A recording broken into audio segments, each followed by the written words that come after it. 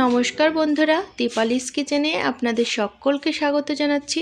চলে এসেছি আজকে আবারও একটি দারুণ সুস্বাদু রেসিপি নিয়ে। ডিমের এই রেসিপিটি খেতে যতটা সুস্বাদু হয়, বানানো কিন্তু ততটাই সহজ আর ঝটপট কিন্তু তৈরি হয়ে যায়। তো পুরো ভিডিওটি দেখার অনুরোধ রইল। আশা করছি রেসিপিটি আপনাদের ভালো লাগবে। তো রেসিপিটি বানাবো, তার জন্য এখানে দেখতে পাচ্ছেন লম্বা করে পেঁয়াজ কেটে নিয়েছি। তো প্রথমেই এই পেঁয়াজের মধ্যে ডিম ভেঙে নেব। তো আমি কিন্তু এখানে দুটো ডিম নিয়েছি। আপনারা যতটা পরিমাণে পেঁয়াজ নেবেন সেই আন্দাজ বুঝে ডিমের পরিমাণ বাড়িয়ে কমিয়ে নিতে পারেন। প্রথমেই ডিম দুটোকে পেঁয়াজের মধ্যে ভেঙে নিচ্ছি। বন্ধুরা, ডিমের রেসিপি আপনারা অনেকেই অনেকভাবে বানিয়েছেন, কিন্তু আজকে যে রেসিপিটি আমি শেয়ার করেছি এইভাবে একদিন বানিয়ে দেখবেন। একদিন খেলে কিন্তু রোজ এইভাবে বানিয়ে খেতে ইচ্ছা হবে। তো আমি এর মধ্যে স্বাদমতো লবণ দিয়ে দিলাম। এবার সমস্ত উপকরণ খুব ভালো করে মেখে নেব। তারপরে কিছুক্ষণ এই রকমভাবে রেখে দেব। এতে করে সমস্ত উপকরণ একদম সফট হয়ে যাবে আর বানানোর পরে খেতেও ভীষণ সুস্বাদু হবে।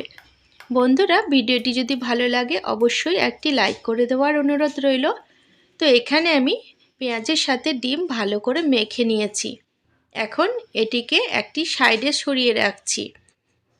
এবার আরও একটি পাত্র নিয়েছি, এর মধ্যে আমি 1 কাপ মতো বেসন ঢেলে দিচ্ছি। এবার স্বাদ মতো এর মধ্যে লবণ দিয়ে দিচ্ছি।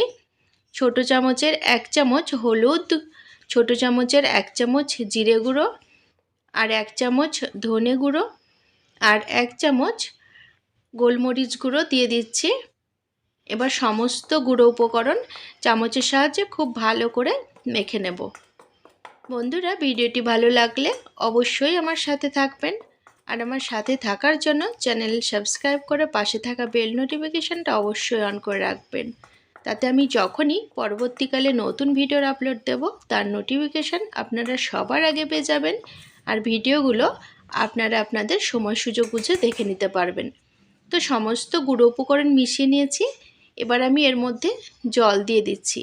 তো জল কিন্তু আমি একবারে বেশি করে দেব না, অল্প অল্প করে এইভাবে জল দিয়ে বেসন ভালো করে মেখে নিতে হবে। আমি 2 বার অল্প অল্প করে জল দিয়ে বেসন খুব ভালো করে মেখে নেব। এমনভাবে বেসনটা মাখতে হবে যাতে খুব বেশি পাতলা না হয়ে যায়। বন্ধুরা, ভিডিওটি আপনারা কে কোথা থেকে দেখছেন সেটি কমেন্ট বক্সে অবশ্যই লিখে জানাবেন, তাহলে আমি আপনাদের সকলকে ধন্যবাদ জানানোর সুযোগ পাব। তো বেসন কিন্তু খুব ভালো করে ফেটিয়ে নিতে হবে। এই কাজটি একটু সময় নিয়ে করতে হবে, তাতে রেসিপিটি যখন বানানো হবে খেতেও বেশ মজার হবে। তো এখানে কিছুক্ষণ বেসন ভালো করে ফেটিয়ে নিয়েছি, দেখেই বুঝতে পাচ্ছেন কতটা সফট হয়ে গেছে। এখন এই বেসনের মধ্যে আগে থেকে মেখে রাখা ডিম আর পেঁয়াজের মিশ্রণ ঢেলে দিচ্ছি। তো ডিম আর পেঁয়াজের মিশ্রণ একদম সফট হয়ে গেছে। এখন এই সমস্ত উপকরণ আবারও খুব ভালো করে মিশিয়ে নিতে হবে। বন্ধুরা, ভিডিওটি ভালো লাগলে অবশ্যই রেসিপিটি আপনারা আপনাদের নিকটবর্তী আত্মীয়স্বজন বন্ধু বান্ধবদের সাথে শেয়ার করে নেবেন, যাতে তারাও এই দুর্দান্ত রেসিপিটি বানানোর সুযোগ পায়। এই রেসিপিটি আপনারা খুব সহজে আর বাড়িতে থাকা অল্প কয়েকটি উপকরণ দিয়ে ঝটপট বানিয়ে ফেলতে পারবেন। সমস্ত উপকরণ খুব ভালো করে মেখে নিয়েছে। এখন আমি এর মধ্যে 3 থেকে 4টি রসুনের কোয়া কুচি করে রেখেছিলাম সেগুলো দিয়ে দিলাম। ঝালের জন্য 2টো কাঁচা লঙ্কা কুচি দিয়ে দিচ্ছি, আর কিছুটা ধনেপাতা কুচি দিয়ে দিচ্ছি, আর 1 চামচ মতো চিলি ফ্লেক্স দিয়ে দিলাম। ঝালের পরিমাণটা অবশ্যই আপনারা আপনাদের স্বাদ বুঝে বাড়িয়ে কমিয়ে দেবেন, তবে এই রেসিপিটি একটু ঝালঝাল হলে খেতে বেশি ভালো লাগে, একদম মুখরোচক তৈরি হয়, যার জন্য আমি ঝালের পরিমাণটা একটু বেশি দিয়েছি। এখন এই সমস্ত উপকরণ দিয়ে আবারও ভালো করে মেখে নিতে হবে। এখানে সমস্ত উপকরণ খুব ভালো করে মেখে নিয়েছি। এবার চামচের সাহায্যে 1 চামচ করে এই ব্যাটার নিচ্ছি, আর কড়াইয়ে তেল দিয়ে দিলাম। এবার এই তেল ভালো করে গরম করে নিয়ে এর মধ্যে 1 চামচ করে ব্যাটার এইভাবে দিয়ে দিচ্ছি। এগুলো কিন্তু মিডিয়াম টু লো ফ্লেমে বেশ ভালো করে ভেজে নেব।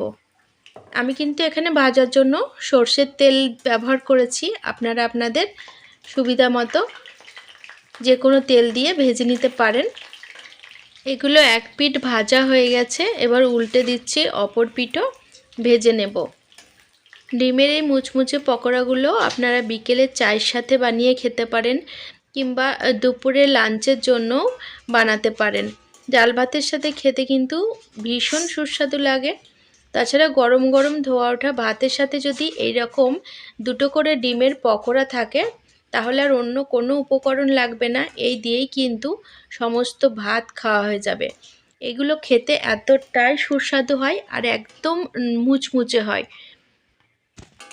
কিংবা বাড়িতে অতিথি আসলে এই রেসিপিটি বানিয়ে তাদেরকেও পরিবেশন করতে পারেন।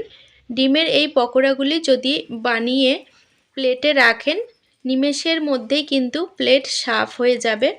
এই রেসিপিটি খেতে এতটাই সুস্বাদু হয়। তো একদিন হলেও ডিমের এই রকম মুচমুচে পকোড়াগুলো ভেজে খান, দেখবেন একদিন খেলে কিন্তু রোজ বানিয়ে খেতে ইচ্ছা হবে। একইভাবে আমি বাকি ব্যাটার থেকেও ডিমের এই পকোড়াগুলো ভেজে নেব। আমি কিন্তু এখানে ভাজার জন্য খুব বেশি তেল দিইনি, আপনারা চাইলে বেশি করে তেল দিয়েও ভেজে নিতে পারেন। তবে অল্প তেলেও কিন্তু এই পকোড়াগুলো খুব সুন্দর ভাজা হয় আর একদম মুচমুচে হয়। তো দুই পিঠ বেশ ভালো করে ভেজে নিয়েছি, এবার তুলে নিচ্ছি।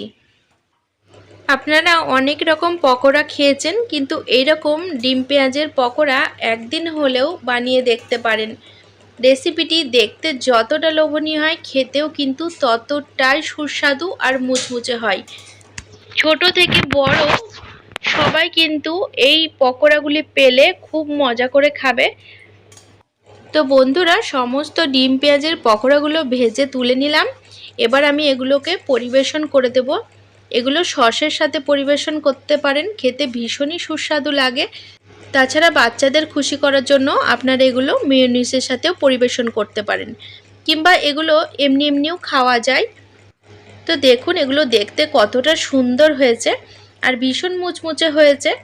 এগুলো আমি ভেঙে দেখাচ্ছি আপনাদের। দেখুন ভেতরেরটা কিন্তু একদম কাঁচা নেই, পেঁয়াজগুলো খুব ভালো মতো সেদ্ধ হয়ে গেছে। তো এইভাবে পেঁয়াজ দিয়ে ডিম পকোড়া একদিন হলেও বাড়িতে বানিয়ে দেখুন। আর রেসিপিটি কেমন লাগলো অবশ্যই কমেন্ট বক্সে জানাবেন। বন্ধুরা, এই শীতের সন্ধ্যায় যদি এই রকম পকোড়া বানিয়ে বাড়ির লোকজনদের খাওয়ানো হয়, তাহলে ছোট থেকে বড় সকলেই ভীষণ খুশি হবে।